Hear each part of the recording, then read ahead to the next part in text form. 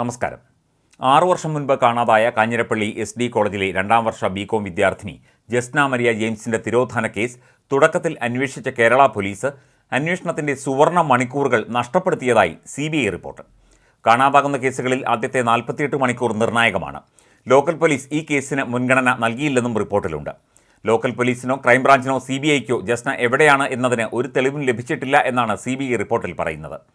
അതേസമയം ശുഭവാർത്ത പ്രതീക്ഷിക്കാമെന്ന ഉന്നത ഉദ്യോഗസ്ഥർ ശുഭാപ്തി വിശ്വാസം പ്രകടിപ്പിച്ചത് ജസ്ന എവിടെയോ ഒളിവിൽ കഴിയുന്നതായുള്ള പ്രചരണത്തിന് ഇടയാക്കിയെന്നും റിപ്പോർട്ടിൽ പറയുന്നു. CBI തിരുവനന്തപുരം CJ കോടതിയിൽ സമർപ്പിച്ച റിപ്പോർട്ടിലാണ് ഇക്കാര്യങ്ങൾ ചൂണ്ടിക്കാട്ടുന്നത്.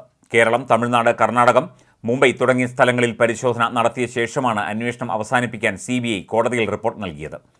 ജസ്ന മതം മാറിയിരിക്കാം എന്ന സംശയത്തെ തുടർന്ന് നേരത്തെ മതം മാറിയതിലൂടെ വാർത്തകളിൽ ഇടം പിടിച്ച ഹാദിയ എന്ന യുവതിയുമായി CBI ഉദ്യോഗസ്ഥർ സംസാരിച്ചിരുന്നു. മതം മാറുന്നവരുടെ രീതികളെക്കുറിച്ച് അവരോട് ചോദിച്ച് മനസ്സിലാക്കി പാലക്കാട്ട് കാണാതാവുകയും വീടിന് തൊട്ടടുത്തുള്ള കാമുകന്റെ വീട്ടിൽ 10 വർഷം ഒളിവിൽ കഴിയുകയും ചെയ്ത സജിതയുടെ കേസും CBI പരിശോധിച്ചു.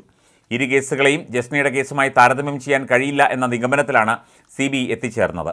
ജസ്ന പ്രണയിച്ച് ഒളിച്ചോടി എന്നതിന് CBIക്ക് തെളിവ് ലഭിച്ചിട്ടില്ല. ജസ്നയ്ക്ക് സഹപാഠിയായ ഒരു വിദ്യാർത്ഥിയോട് അടുപ്പമുണ്ടായിരുന്നു. ഈ വിദ്യാർത്ഥി ഒരു സുഹൃത്തായി മാത്രമാണ് ജസ്നയെ കണ്ടത്. മാത്രമല്ല, ഈ വിദ്യാർത്ഥി മറ്റൊരു പെൺകുട്ടിയുമായി പ്രണയത്തിലായിരുന്നു. ഈ കാര്യം ജസ്നയ്ക്കും അറിയാമായിരുന്നു. ജസ്നയെ കാണാതാകുന്നത് 2018 മാർച്ച് 22-നാണ്. തലേദിവസം രാവിലെ ജസ്ന ഈ സഹപാഠിയെ ഫോൺ ചെയ്തു. ജസ്നയുമായി സംസാരിക്കരുത് എന്ന സഹോദരൻ വിലക്കിയിരുന്നതിനാൽ സഹപാഠി ഫോൺ എടുത്തില്ല. ഇത് തൻ്റെ അവസാന കോളായിരിക്കുമെന്ന് ജസ്ന സന്ദേശം അയച്ചു. പിന്നീട് സഹപാഠി ഫോൺ എടുത്തപ്പോൾ ഇനി വിളിക്കില്ലെന്ന് കുറച്ച് സമയത്തെ നിശബ്ദതയ്ക്ക് ശേഷം ജസ്ന പറഞ്ഞു. ഫോൺ കട്ട് ചെയ്ത ശേഷം താൻ മരിക്കാൻ പോകുന്നു എന്നും ജസ്ന സന്ദേശം അയച്ചു. സഹപാഠി ഇക്കാര്യം ജസ്നയുടെ സഹോദരിയെ അറിയിച്ചു. ഈ വിദ്യാർത്ഥിയെയും ജസ്നയുടെ പിതാവ് ജെയിംസ് ജോസഫിനെയും പോളിഗ്രാഫ് ടെസ്റ്റിനും brain electrical oscillation signature profiling ടെസ്റ്റിനും വിധേയരാക്കിയെങ്കിലും കേസന്വേഷണത്തെ സഹായിക്കുന്ന തെളിവുകൾ ലഭിച്ചില്ല. സഹപാഠിയായ വിദ്യാർത്ഥി ശാസ്ത്രീയ പരിശോധനയ്ക്ക് സന്നദ്ധനാണെന്ന് ഉദ്യോഗസ്ഥരെ അറിയിക്കുകയായിരുന്നു. 2017 ഏപ്രിൽ മുതൽ 18 മാർച്ച് 22 വരെയുള്ള ജസ്നയുടെ ഫോൺ രേഖകൾ പരിശോധിച്ചു. 4,17,681 സെക്കൻഡുകൾ ദൈർഘ്യമുള്ള 1,619 കോളുകളാണ് ഈ കാലയളവിൽ ഉണ്ടായിരുന്നത്. സഹോദരി കഴിഞ്ഞാൽ ഏറ്റവും കൂടുതൽ കോളുകൾ വിളിച്ചത് സഹപാഠിയായ വിദ്യാർത്ഥിയായിരുന്നു, 234 കോളുകൾ. ഒരു ദിവസം രാത്രി 1 മണിക്ക് ജസ്ന ഈ സഹപാഠിയെ വിളിച്ച് പഠിക്കുകയാണോ എന്ന് അന്വേഷിച്ചതായും ഉറക്കത്തിലായിരുന്ന വിദ്യാർത്ഥി ദേഷ്യപ്പെട്ട് ഫോൺ വെച്ചതായും ഹോസ്റ്റൽ റൂമിലെ ഒരു സുഹൃത്ത് CBIയോട് പറഞ്ഞു. ഇരുവരും പ്രണയത്തിലായിരുന്നില്ല എന്ന് CBI കണ്ടെത്തി.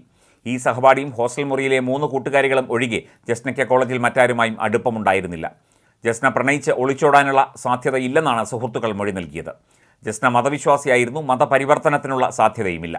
ആരുമായും അധികം സംസാരിച്ചിരുന്നില്ല. കാണാതാകുന്ന അന്നും സന്തോഷവതിയായിരുന്നു. സ്മാർട്ട് ഫോണോ വാട്സാപ്പോ ഇൻസ്റ്റഗ്രാമോ ഉപയോഗിച്ചിരുന്നില്ല. സമൂഹമാധ്യമത്തിൽ സജീവവുമായിരുന്നില്ല. കീപാഡ് ഫോണായിരുന്നു ജസ്നയുടെ കൈവശമുണ്ടായിരുന്നത്. പഠനത്തിൽ മിടുക്കിയായിരുന്നു.